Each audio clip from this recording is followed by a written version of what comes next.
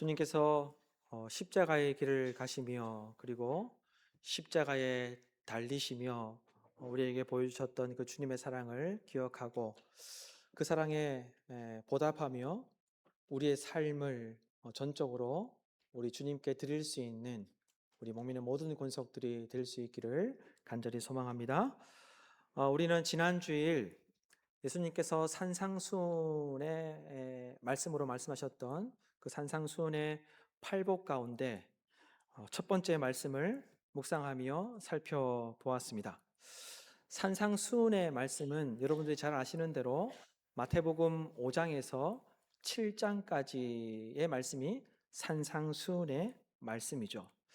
이 산상수훈의 말씀이 성도들에게 우리에게 너무나도 중요한데, 너무나도 중요한 이유는 그 산상수훈의 말씀을 통해서 우리는 예수님의 말씀뿐만 아니라 예수님의 정신을 발견할 수 있고 예수님의 마음을 깨달을 수 있기 때문에 성도인 우리에게 이 산상수훈의 말씀은 너무나도 중요하다고 할 수 있습니다. 그리고 그 산상수훈의 말씀을 통해서 예수님의 정신과 예수님의 마음을 발견하게 되므로 우리도 예수님을 본받을 수 있기 때문에 우리에게 산상수훈의 말씀은 너무나도 중요하죠. 지난 주일에 말씀을 드렸지만 하나님은 이스라엘 백성들에게 몇 년 동안 침묵하셨습니까? 400년 동안. 400년 동안 선지자를 보내지 않으셨습니다. 400년 동안 이스라엘 백성들을 향하여서 하나님의 말씀을 선포하지 않으셨습니다. 그런데 그 400년의 침묵을 깨시고 세례 요한과 예수님을 보내어서 하나님의 말씀을 선포하셨습니다. 그리고 세례 요한과 예수님께서 선포하신 그 첫 메시지가, 첫 말씀이 무엇이었습니까? 회개하라, 천국이 가까이 왔느니라.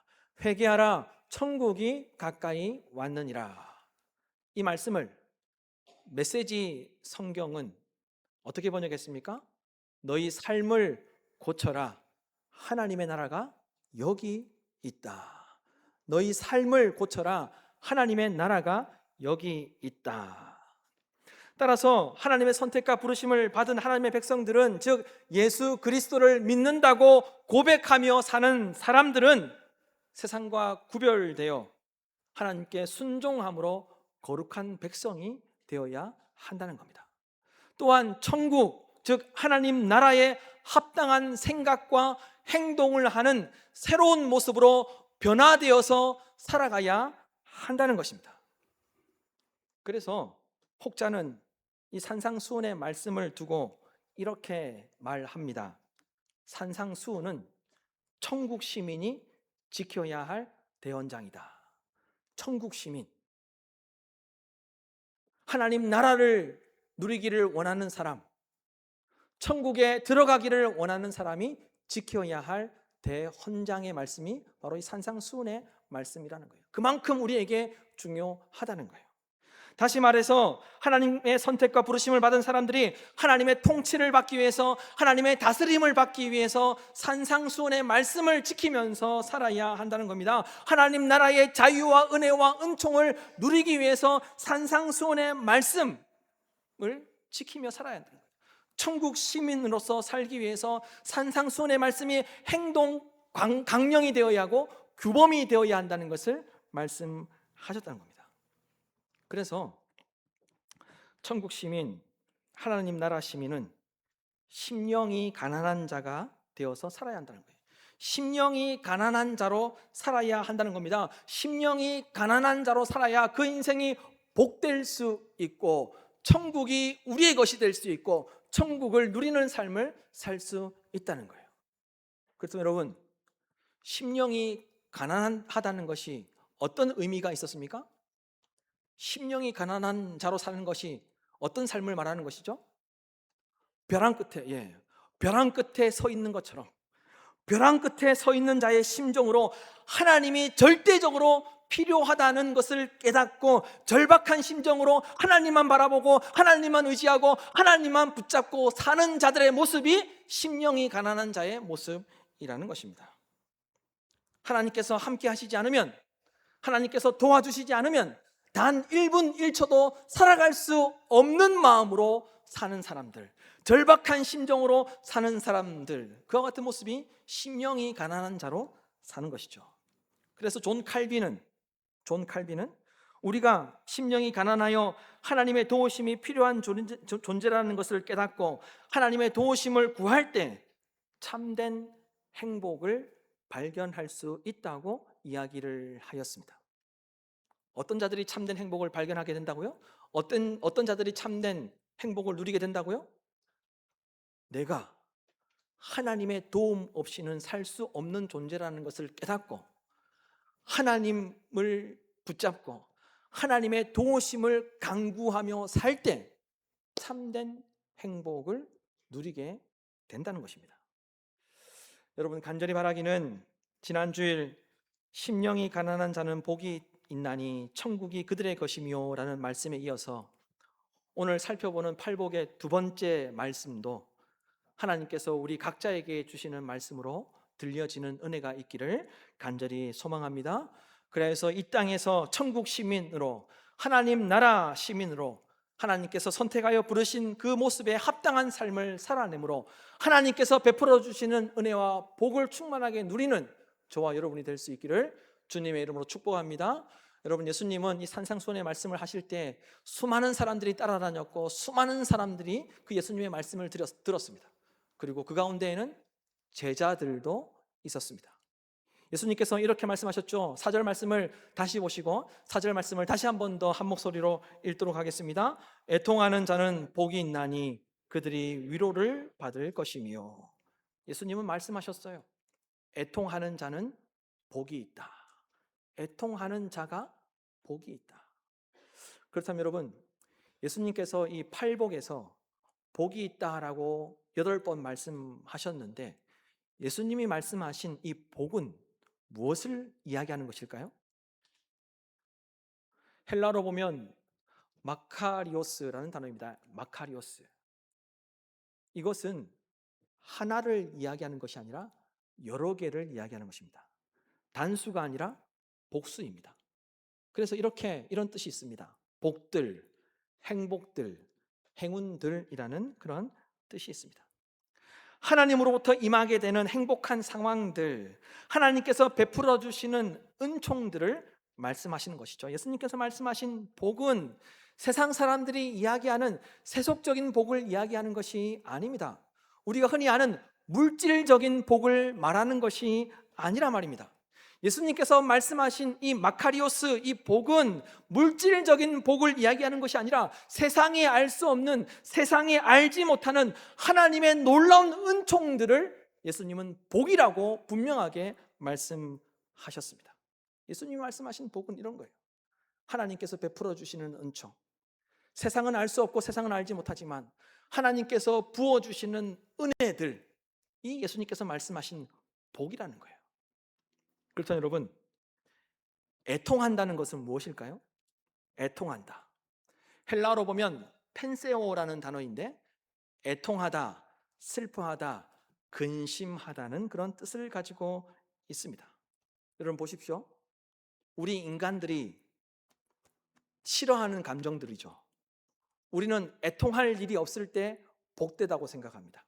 우리는 슬퍼할 일이 없을 때 복되다고 생각합니다. 우리는 근심할 일이 없을 때 복되다고 생각합니다. 그런데 예수님은 역설적으로 반대로 애통하는 자에게 복이 있다라고 말씀하셨습니다. 애통하는 자, 슬퍼하는 자, 근심하는 자에게 복이 있다라고 이렇게 말씀하셨다는 거예요. 그러나 여러분, 우리가 기억해야 할 것은 예수님이 말씀하신 이 애통은 세속적인 슬픔을 이야기하는 것이 아닙니다. 세상의 그 슬픔을 이야기하는 것이 아니라는 거예요. 예를 들면 장사가 잘 안 되었을 때 답답하고 고통스럽죠. 그런 고통과 그런 아픔을 이야기하는 것이 아니라는 겁니다. 집값이 떨어지면 괴롭죠. 그런 괴로움을 이야기하는 것이 아니라는 겁니다. 무엇을 했을 때 실패하게 되면 슬프죠. 애통할 수밖에 없습니다. 그런데 그런 슬픔을 이야기하는 것이 아니라는 거예요. 남자친구나 여자친구나 헤어졌을 때 그 아픈 마음을 이야기하는 그런 세속적인 슬픔을 이야기하는 것이 아니라는 겁니다. 그렇다면 여러분, 예수님께서 말씀하신 애통함, 애통하다는 것은 구체적으로 무엇을 이야기하는 것일까요? 예수님께서 말씀하신 애통함, 애통하다는 것은 영적으로 거룩한 슬픔을 이야기하는 것입니다. 자기 자신을 바라볼 때 영적으로 거룩한 슬픔이 있는 자들이 복되다는 거예요. 환경과 상황을 바라볼 때 영적으로 거룩한 근심이 있는 자들이 행복하게 된다는 거예요. 가정과 사회를 바라볼 때 영적으로 거룩한 그런 애통함이 있는 자들이 복되다는 거예요. 자녀들을 바라볼 때 영적으로 거룩한 애통함, 슬픔이 있는 자들이 복되다는 것입니다. 그렇다면 여러분, 예수님이 말씀하신 이 애통함은 얼마만큼의 슬픔을 이야기하는 것일까요? 예수님께서 말씀하신 이 애통함은, 애통함의 정도가 얼만큼 되는 이 애통함, 슬픔을 말씀하신 것일까요? 이 헬라어가 가지고 있는 펜세오라는 단어, 애통하다는 말이 가지고 있는 애통함의 정도는 애간장을 태우는 슬픔을 말합니다. 그냥 적당히 슬픈 것이 아니라 애간장을 태우는 슬픔을 말하는 거예요. 그리고 어떤 의미가 있냐면, 사랑하는 사람과 헤어졌을 때, 사랑하는 사람과 이별했을 때, 사랑하는 사람이 죽었을 때의 슬픔의 정도를 이야기하는 것입니다. 그냥 대충, 그냥 어느 정도, 슬프다, 정말 슬프네, 근심이 되네, 이게 아니라 사랑하는 사람을 잃었을 때, 사랑하는 사람을 먼저 떠나보냈을 때의 슬픔이 예수님께서 말씀하신 애통함의 정도라는 겁니다. 그래서 여러분, 메시지라는 성경을 보면 애통하는 자는 복이 있나니라는 이 말을 이렇게 번역했습니다. 가장 소중한 것을 잃었다고 느끼는 너희는 복이 있다. 가장 소중한 것을 잃었다고 느끼는 너희는 복이 있다. 가장 소중한 것을 잃었다고 느끼는 것이 바로 예수님이 말씀하신 애통함이라는 것입니다. 가장 소중한 것을 잃었다고 느낄 정도로 영적으로 거룩한 슬픔을 가지고 살아가는 사람들에게 복이 있다는 거예요. 가장 소중한 것을 잃었다고 느낄 정도로 영적으로 거룩한 슬픔을 가지고 사는 사람들에게 하나님께서 은혜를 베풀어 주시고 그 사람이 행복한 삶을 살아가게 된다는 거예요. 성경에 보면 많은 사람들에게서 이 애통함이 나타났다는 것을 우리가 확인할 수 있습니다. 먼저 여러분, 다윗은 자신이 범죄하였을 때, 하나님으로부터 멀어졌을 때 가장 소중한 것을 잃었다는 심정, 가장 소중한 것을 잃어버렸다는 심정으로 자기 자신을 애통해했습니다. 하나님으로부터 멀어진 것, 하나님으로부터 멀어져서 하나님께 죄를 지은 자신의 모습을 돌아보면서 가장 소중한 것을 잃어버렸듯이 그는 애통했습니다.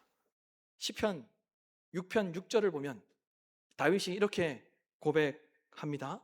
내가 탄식함으로 피곤하여 밤마다 눈물로 내 침상을 띄우며 내 요를 적시나이다.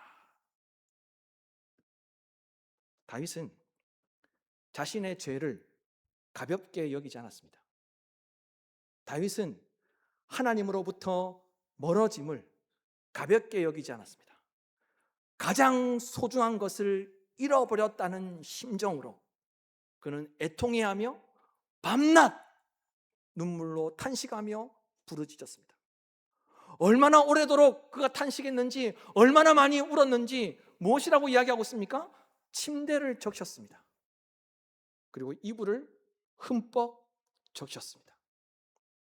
다윗은 자기 모습을 돌아보면서 하나님 앞에서 온전하지 않는 모습, 하나님의 기쁨이 되지 않는 모습을 가볍게 생각하지 않았습니다. 가장 소중한 것을 잃어버렸다는 심정으로 자신이 하나님 앞에 온전하지 못하는 것, 자신이 하나님께 기쁨이 되지 않는다는 것에 있어서 애통해함으로 하나님께 회개하며 하나님께 돌아오는 그 모습이 다윗에게서 나타났다는 것입니다. 다윗은 자신이 하나님의 기쁨이 되지 못한 것에 있어서 가볍게 여기지 아니하고 가장 소중한 것을 잃어버렸다는 심정으로 애통하며 밤낮 오래도록 눈물을 흘렸습니다. 그렇다면 여러분, 우리의 모습을 돌아보십시다. 우리는 우리의 모습을 보면서 애통해함이 있습니까? 하나님의 기쁨이 되지 못함에 있어서 애통함이 있습니까? 하나님과 더 가까워지지 아니하고 하나님과 멀어짐에 있어서 애통함이 있느냐 말입니다. 우리는 우리의 모습을 돌아보아야 할 것입니다.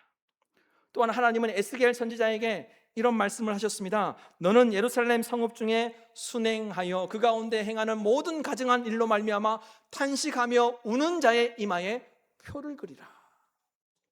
예루살렘이 멸망하게 되었을 때 하나님께서 에스겔 선지자에게 말씀하셨어요. 너는 예루살렘을 돌아다니면서 사람들 가운데 예루살렘의 그 타락함과 예루살렘의 그 가증함을 보며 탄식하며 우는 자, 애통한 자가 있으면 그 이마에 표를 그리라 라고 말씀하셨습니다.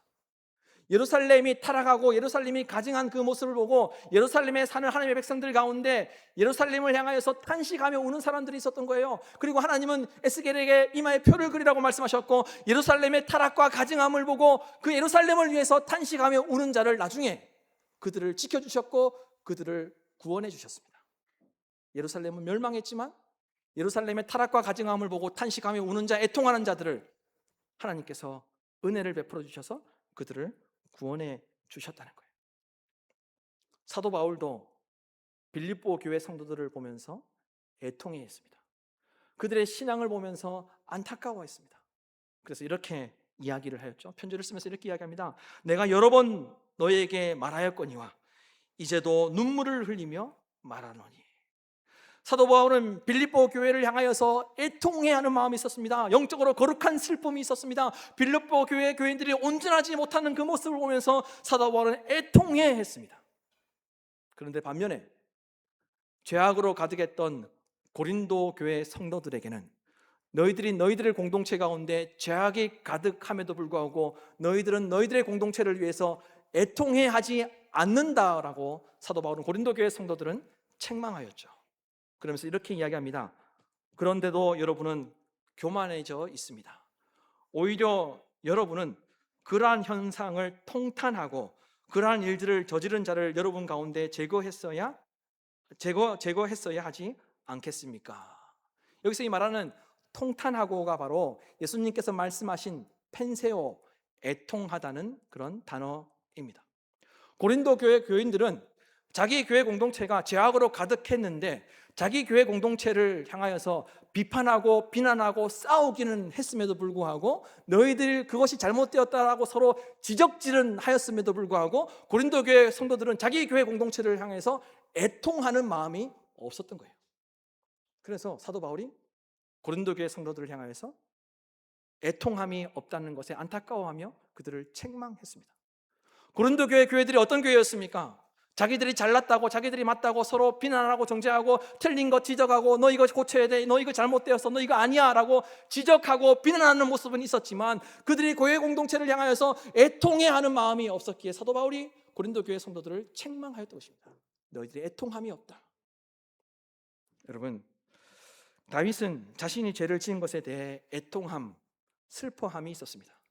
하나님의 기쁨이 되지 못하는 것, 하나님으로부터 멀어지는 것에 있어서 자기 자신을 보면서 애통해했습니다. 슬퍼했습니다. 그리고 하나님은 예루살렘이 타락하고 가증하였을 때 예루살렘을 위해서 탄식하고 슬피 우는 자들이 있으면 그 이마에 표를 그리라고 말씀하시면서 애통해하는 자들을 구원해 주셨습니다. 사도 바울은 빌립보 교회를 향하여서 애통해하며 안타까운 마음으로 복음을 전했습니다. 그리고 고린도 교회 공동체가 타락하였을 때, 죄악으로 가득하였을 때 그 고린도 교회 성도들이 고린도 교회 자기 교회를 위해서 애통함이 없다는 것을 안타까워하며 책망하였습니다. 여러분,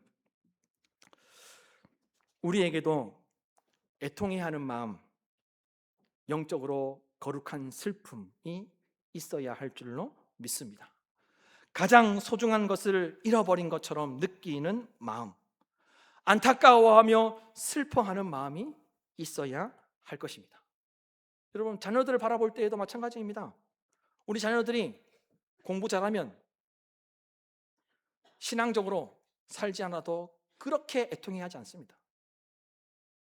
우리 자녀들을 바라볼 때에도 경제적으로 힘들지 않고 잘 살게 되면 염려하고 걱정하지 않습니다. 믿음을 지키지 않는 것에 대한 영적으로 거룩한 슬픔이 자녀들에게 없다는 겁니다. 우리의 모습 속에서 자녀들을 바라볼 때 영적으로 거룩한 슬픔은 없습니다. 그냥 잘 살면 염려하거나 걱정하지 않습니다. 그들이 신앙으로 바르게 세워지는지에 대한 영적으로 거룩한 슬픔이 우리 부모된 우리에게 없다 이 말입니다. 교회 공동체를 바라보면서도 연약하고 부족한 모습이 나타날 때 비난하고 비판은 하지만 예루살렘의 타락을 보고 예루살렘의 가증함을 보고 탄식하며 우는 사람들이 있었던 것처럼 우리에게서 그런 모습이 나타나야 한다는 거예요. 이래서 안 되네 저래서 안 되네 그런 말만 할 것이 아니라 교회 공동체를 향해 영적으로 거룩한 슬픔을 가지고 안타까워하며 애통해하는 마음이 우리에게 있어야 한다는 거예요. 그래야만 나에게도 내가 있는 그곳에도 하나님께서 은혜를 베풀어 주시고 하나님의 일하심이 나타난다는 겁니다. 여러분 오늘날 왜 교회 공동체나 모든 사회나 모든 가정들이 더욱더 힘들어지고 있습니까? 경제적으로 어려움이 없으니까 자녀들을 바라볼 때나 가정을 바라볼 때나 교회 공동체를 바라볼 때나 애통함이 사라졌기 때문에 오늘날 사회도 그렇고 가정도 그렇고 자녀들도 그렇고 교회 공동체도 그렇고 위기를 겪고 있는 것이라 저는 생각합니다. 우리에게 애통해하는 마음, 영적으로 거룩한 슬픔이 회복되어야 한다는 거예요. 자녀들을 바라볼 때에도 영적으로 거룩한 슬픔이 회복되어야 합니다. 가정을 바라볼 때에도 영적으로 거룩한 슬픔이 회복되어야 합니다. 교회 공동체를 바라볼 때에도 영적으로 거룩한 슬픔이 회복되어야 합니다. 그래야만 하나님의 은혜와 복을 누리게 될 줄로 믿습니다. 여러분, 예수님은 애통하는 자에게 복이 있을 뿐만 아니라 또 어떻게 된다고 말씀하고 있습니까? 여러분 4절 말씀을 다시 한 번 더 읽도록 하겠습니다. 애통하는 자는 복이 있나니 그들이 위로를 받을 것이며. 아멘. 우선 심령이 가난한 자는 복이 있나니 천국이 그들의 것이며 라는 말씀에서 천국이 그들의 것이며 라는 이 말은 현재 시제로 단어들이 만들어졌습니다. 현재 시제. 다시 말해서 이미 와 있는 천국, 이미 임재한 천국을 심령이 가난한 자들이 누리고 소유하게 된다는 그런 의미의 말씀입니다. 그런데 오늘 이 4절의 말씀, 그들이 위로를 받을 것이며 라는 이 위로를 받는다는 이 헬라어는 파라칼레오라는 단어인데 미래 시제입니다. 그리고 수동태입니다. 이것이 무슨 의미가 있습니까? 어떤 의미입니까? 과거에 애통하였던 자가 아니라 과거에 애통했던 것은 지금 소용없고 지금 애통하는 자가 되어야 복이 있다는 거예요. 지금 애통하는 자, 과거에 애통했던 것은 쓸모가 없고 지금 애통하는 자에게 복이 있다는 겁니다. 지금 애통할 때 그때부터 하나님으로부터 친히 위로를 받게 된다는 겁니다. 지금 애통해야, 지금 애통함이 있어야, 지금 영적으로 거룩한 슬픔을 가지고 있어야 복을 누리게 되고 그 사람들이 하나님의 위로를 받게 된다는 거예요. 그래서 여러분, 그들이 위로를 받을 것이요 라는 이 말씀을 메시지 성경은 그 의미를 잘 살려서 이렇게 번역했습니다. 이렇게 번역합니다. 그때에야 너희는 가장 소중한 분의 품에 안길 수 있다. 지금 애통함이 있어야, 지금 애통해야, 그때에야 너희는 가장 소중한 분의 품에 안길 수 있다. 여러분 언제 가장 소중한 분의 품에 안길 수 있다고요? 영적으로 거룩한 슬픔을 가지고 지금 애통할 때, 자신의 영적인 상태를 보면서 스스로를 돌아보며 자기 자신을 위해서 지금 애통해 할 때, 자녀들을 위해서 탄식하며 지금 슬퍼할 때, 교회 공동체가 영적으로 거룩하지 못함을 보며 지금 눈물 흘리며 지금 애통해 할 때, 그때에 하나님의 품에 안길 수 있다는 것입니다. 그래서 여러분, 존 칼빈이 이런 말을 했습니다. 하나님은 우리의 눈물 때문에 움직이신다. 하나님은 우리의 눈물 때문에 움직이신다. 시편 저자도 이렇게 고백을 했죠. 시편 56편 8절에 나의 눈물을 주의 병에 담으소서. 시편 126편 5절에서 6절 말씀해 보면 눈물을 흘리며 씨를 뿌리는 자는 기쁨으로 거두리로다. 울며 씨를 뿌리러 나가는 자는 반드시 기쁨으로 그 곡식단을 가지고 돌아오리로다. 여러분, 우리에게 회복되어야 할 것은 눈물인 줄로 믿습니다. 우리에게 회복되어야 할 것은 애통한 마음인 줄로 믿습니다. 우리에게 회복되어야 할 것은 영적으로 거룩한 슬픔을 가지고 살아가는 모습일 줄로 믿습니다. 하나님께서는 분명하게 약속해 주셨습니다. 요한계시록 7장 17절 말씀에 보면 하나님께서 그들의 눈에서 모든 눈물을 씻어 주실 것입니다. 우리가 슬퍼하고 애통해하며 흘린 한 방울의 눈물이 하나님께 의미가 있습니다. 하나님께서 우리의 눈물을 기억하시고 우리의 눈물을 보관하고 계실 줄로 믿습니다. 여러분, 우리의 눈물을 보시고 하나님은 일하신다는 것을 믿으시길 바랍니다. 우리가 애통해야 할 때 하나님은 일하심으로 말미암아 결국 기쁨으로 단을 거두게 될 줄로 믿습니다. 여러분, 하나님께서 스가랴 선지자를 통해서 예루살렘을 구원하시겠다라고 약속하시면서 이렇게 말씀하셨습니다. 내가 다윗의 집과 예루살렘 주민에게 은총과 강구하는 심령을 부어주리니 그들이 찌른 바 그를 바라보고 그를 위하여 애통하기를 독자를 위하여 애통하듯 하며 그를 위하여 통곡하기를 장자를 위하여 통곡하듯 하리로다. 스가랴 12장 12절 말씀해 보면 온 땅 각 족속이 따로 애통하되 다윗의 족속이 따로 하고 그들의 아내들이 따로 하며 나단의 족속이 따로 하고 그들의 아내들이 따로 하며. 여러분 12절 말씀에 이 다윗의 족속이 따로 하고 그들의 아내들이 따로 하며 나단의 족속이 따로 하고 그들의 아내들이 따로 하며 이 따로 하는 것이 무엇이었겠습니까? 애통함. 예루살렘 성 안에 각각 모든 사람들이 애통했을 때, 독자를 위하여서 애통하듯 애통했을 때, 장자를 위하여 애통하듯 애통했을 때 하나님께서 예루살렘을 구원해 주셨습니다. 예루살렘 성 안에 애통하는 자들이 일어났을 때, 애통하는 자들이 많아졌을 때, 영적으로 거룩한 슬픔을 가지고 살아가는 자들이 많아졌을 때 하나님께서 예루살렘에게 크신 은혜를 베풀어 주셨습니다. 여러분, 오늘날 가장 큰 위기는 경제적으로 먹고 살만해져서 영적으로 거룩한 일들을 위하여 애통해야 하지 않기 때문에 오늘날 가장 큰 위기가 우리에게 왔다고 저는 생각합니다. 먹고 살만해져서 영적으로 거룩한 슬픔이 우리에게서 사라졌습니다. 애통함이 사라졌습니다. 자녀들을 바라볼 때에도, 가정을 생각해도, 교회 공동체를 볼 때에도 애통함이 없습니다. 여러분 한번 생각해 보십시오. 지금 내가 애통해 하는 것이 있는지 여러분 스스로에게 질문해 보십시오. 내가 지금 무엇 때문에 애통해 하고 있지? 혹 애통해 하고 있는 것들이 없진 않습니까? 영적으로 거룩한 슬픔이 없진 않습니까? 자녀들을 바라볼 때에도 그냥 먹고 살만하고 잘 지내는 것 같으니까 신앙생활을 하든 안 하든 영적으로 거룩한 슬픔이 없지 않습니까? 가정을 생각해 보더라도 부족함이 없으니까 풍족하니까 애통함이 없고 영적으로 거룩한 슬픔이 없지 않습니까? 교회 공동체를 생각하더라도 연약하고 부족한 모습이 나타나면 그냥 화만 나고 짜증만 나지 교회 공동체를 위해서 애통하지 않는 모습이 우리의 모습은 아닙니까?